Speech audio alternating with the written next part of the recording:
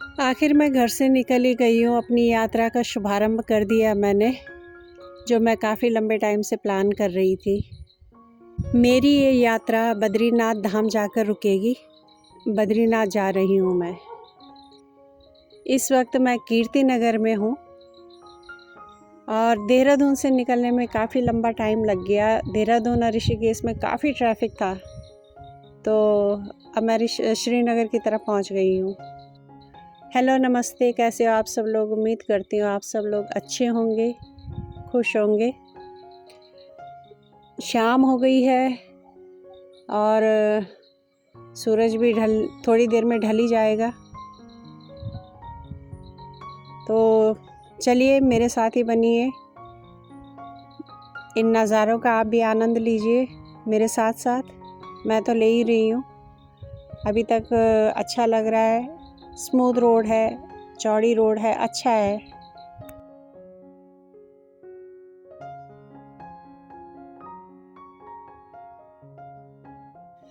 मैं फिर दोबारा से रिकॉर्ड कर रही हूँ क्योंकि मैंने रिकॉर्ड किया था, लेकिन बहुत ज़्यादा हवा, साउंड, ट्रैफिक वगैरह, तो बहुत कम आवाज़ आ रही थी उसमें, तो मुझे दोबारा से बोलना पड़ रहा है। माइक था मेरे पास, लेकिन मैं घर में भूल गई। घर में तो मैं कुछ और चीज़ें भी भूल गई छुटपुट। नीचे देखो नदी है, श्रीनगर की साइड अलकनंदा नदी है, काफ़ी चौड़ी है। मैं अनमैरिड टाइम पे एक बार बहुत पहले आई थी, तब यही नदी बहुत चौड़ी थी। अभी डैम बन चुके हैं तो पानी कम हो गया है इसका, लेकिन अच्छा लग रहा है, खूबसूरत है। पहुंच गए श्रीनगर। पीपल कोटी जाने का प्लान है।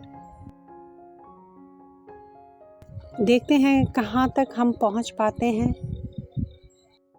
क्योंकि हम कोशिश करेंगे कि जितना हम स्ट्रेच कर सकते हैं करें। Hope so.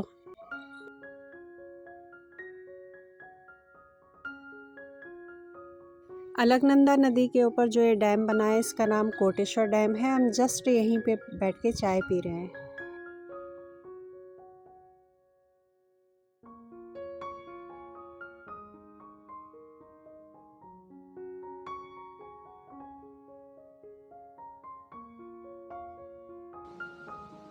कितना हरा हरा हो रखा है पूरा पानी।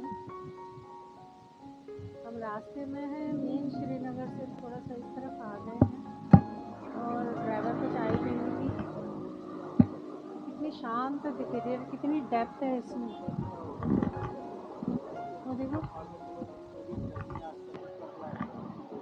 दिखने में जितना खूबसूरत है ना, उतना ही खतरनाक भी है।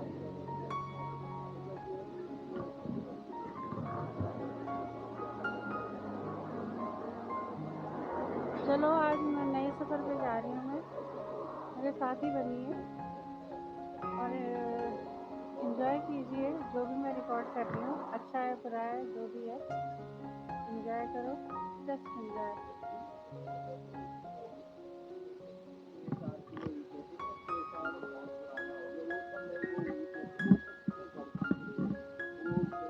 मैं आप सबको थैंक यू बोलना चाहती हूँ जिन्होंने मुझे सब्सक्राइब किया है और जो मेरी वीडियोस देखते हैं, क्योंकि मजाक मजाक में बनी हुई ब्लॉगर और मैं यहाँ तक पहुँच गई हूँ। बहुत सारे लोगों ने सब्सक्राइब किया है, जबकि मैं कहती नहीं हूँ ऐसे, और फिर भी लोगों ने देखी भी है और सब्सक्राइब भी किया है।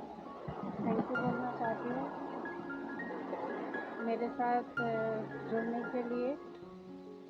हर बार सोचती हूँ कि मैं अब नहीं बनाऊँगी, फिर बाहर निकलती हूँ या कुछ दिखता है तो मैं स्टार्ट कर देती हूँ। सोचती हूँ कई बार, जैसे मैं कई जगह गई, मैंने बहुत सारी चीज़ें मिस की है और प्रॉपर तरीके से नहीं की, तो लगा कि हम उस जगह गए थे, वो चीज़ देखी थी और मैंने रिकॉर्ड नहीं की, क्योंकि उस वक्त तो बहुत ज़्यादा वो नहीं लगा, पर घर में आके बहुत चीज़ें मिस की। वीडियो देखती थी मैं तो मैं कहती थी यार मैंने वहाँ की रिकॉर्डिंग नहीं की, तो करना चाहिए था। तो मेरी कोशिश रहेगी कि मैं अच्छे से इस बार कर पाऊँ और बोलूँ भी, जो मैं अक्सर बोलती नहीं हूँ। देखते हैं कहाँ तक आज पहुँच पाते हैं,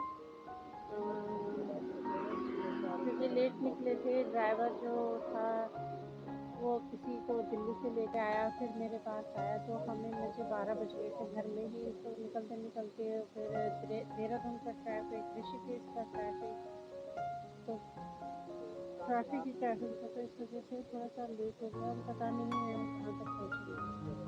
चलिए मिलती हूँ मैं आगे अपडेट देती रहूँगी। चलिए जी, आगे का सफ़र करते हैं।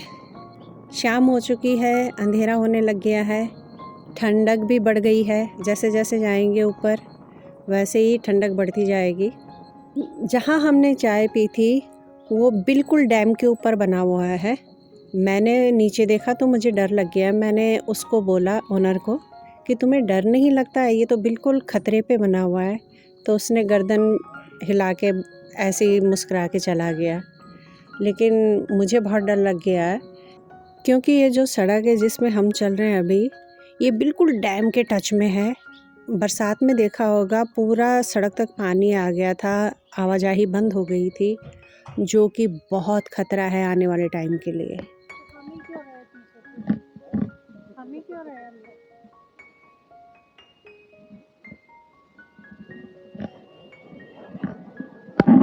जय माँ धारी देवी। इधर को देखिए, इधर बीच बना हुआ है। केदारनाथ आपदा के बारे में तो पता होगा। ये वही डैम है जिसमें जहाँ पे धारी देवी स्थापित हैं। तो गांव वालों ने मना किया था कि धारी देवी को कहीं और स्थापित मत करना।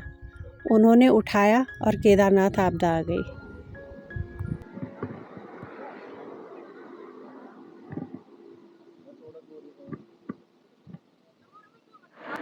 धारी देवी के पास लास्ट टाइम आए थे ना हम लोग।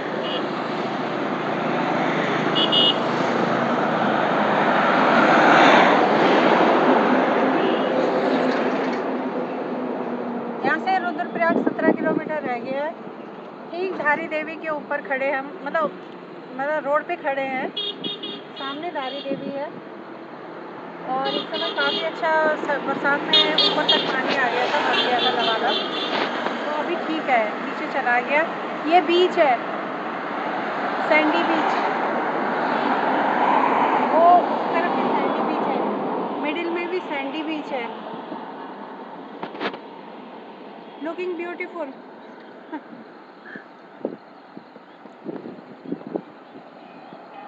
चलो, खामोशी भी बहुत कुछ कह जाती है। शाम की खामोशी। इस नज़ारे को देखो, कितना अद्भुत दृश्य है ये। दो पहाड़ों के बीच में एक नदी जो बहुत खामोश है। हमेशा देखा होगा कि सूर्य उदय होने से पहले और शाम ढलने के बाद ही पहाड़ों की खूबसूरती में निखार आता है। पीपलकोटी तक नहीं पहुंच पाए, इसलिए हम लोग रात को नगरासू में रुके। लेट हो गया था और इस समय ऑफ सीज़न चल रहा था, तो रेंट मुझे 700 पड़ा। 3 बेड ज़रूर लगे हुए थे, लेकिन 700 का था। और अभी हम लोग सुबह 6 बजे हम वहाँ से निकल चुके हैं। आज कोशिश रहेगी कि हम जितनी जल्दी पहुँच सकें। ठंडा हो गया है, अंधेरा था जब हम निकले थे। अभी लाइट अभी भी जली हुई है। अच्छा लग रहा है, बस ठंडा हो गया है थोड़ा सा, क्योंकि हम काफ़ी ऊंचाई पे आ गए और रात भर बादल बहुत तेज़ गिड़गिड़ा रहे थे। तो ऐसा लग रहा था बद्रीनाथ में बारिश हुई है, क्योंकि लोग कह रहे थे कि हाँ वहाँ बर्फ़ गिर गई होगी और बारिश हुई होगी। तो देखते हैं चलते चलते ऊपर कैसा कैसा हाल है, मौसम है। अभी तक रोड अच्छी है, बहुत स्मूथ है। आगे चल के देखते हैं कैसे कैसे है।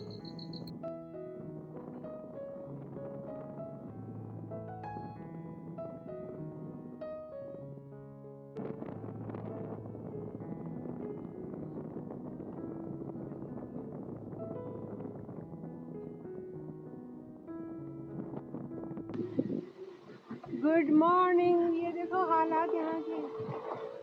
ये बच गया, घर भी बच गया। और ये हालत हो रही है, शायद ही बरसात में आया होगा। बेचारे का देखो घर बच गया ये ऊपर देखो।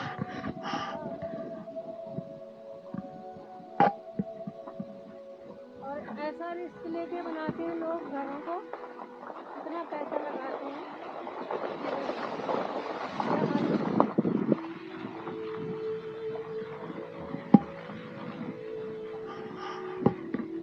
मैंने तो कैमरा ऑन किया था कि पल्ली साइड का व्यू दिखाऊं। मॉर्निंग में कोहरा लगा हुआ है, नीचे नदी है कर्णप्रयाग वाली। यहाँ देखा तो यहाँ और ज़्यादा ही है। ये देखो पहाड़ों की सुबह। जैसे जैसे उजाला हो रहा है, पहाड़ और भी खूबसूरत दिखाई दे रहे हैं। नीचे नदी बह रही है, दूर पहाड़ में कोहरा लिपटा हुआ दिखाई दे रहा है। सामने कर्णप्रयाग है, साइड में दुकानें मकान बने हुए हैं। बहुत अच्छी रोड है जो ऊपर चढ़ती जा रही है, घुमावदार रोड है। और ठंडक भी है, क्योंकि जितना ऊंचाई पे हम जा रहे हैं उतनी ठंडक बढ़ती जा रही है। और कुल मिला के लगा लो कि बहुत खूबसूरत है, अच्छा लग रहा है। कभी ऐसे ही घूमने निकल जाया करिए, मन को सुकून मिलता है, शांति मिलती है, आँखों को तसल्ली मिलती है, ठंडक मिलती है, दिल को तसल्ली मिलती है।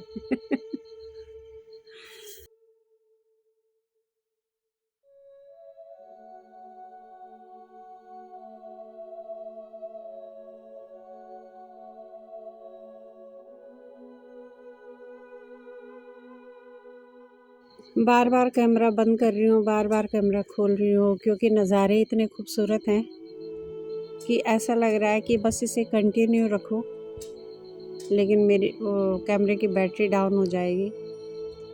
और वैसे भी मैंने गाड़ी पे लगा रखा चार्ज करने के लिए।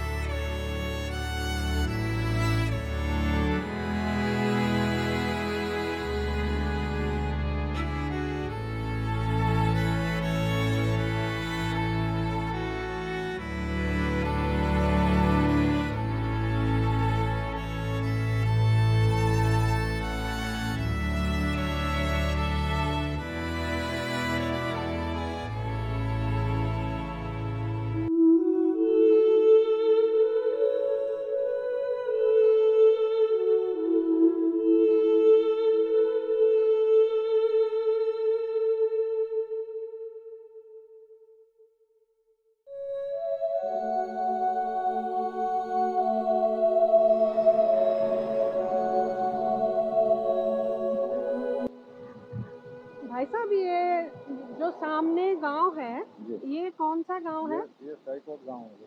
साइकोट गांव। अच्छा, बड़ा खूबसूरत गांव है। ये तो प्लेन में है ना?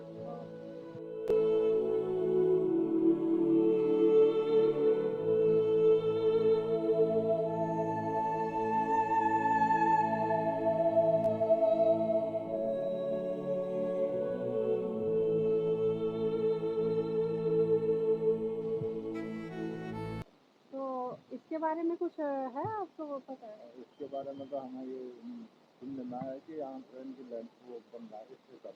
अच्छा, पर अभी कोई फिक्स नहीं है। तो इसका मतलब ये गवर्नमेंट के अंडर में है सारा? गवर्नमेंट के अंदर में मतलब अंदर में तो नहीं है, हाँ। लेकिन गवर्नमेंट को जहाँ जरूरत पड़े तो जो भी कीमत दे के ले सकते हैं। हाँ, वो तो ले सकती है गवर्नमेंट, कुछ भी कर सकती है। तो गवर्नमेंट ने ले लिया ये? अभी सुनने में आया कि ले रखा है। अच्छा, देर बाद जो तो यहाँ के लोग फिर इस गाँव शिफ्ट करेंगे दूसरी जगह। अच्छा शिफ्ट करेंगे।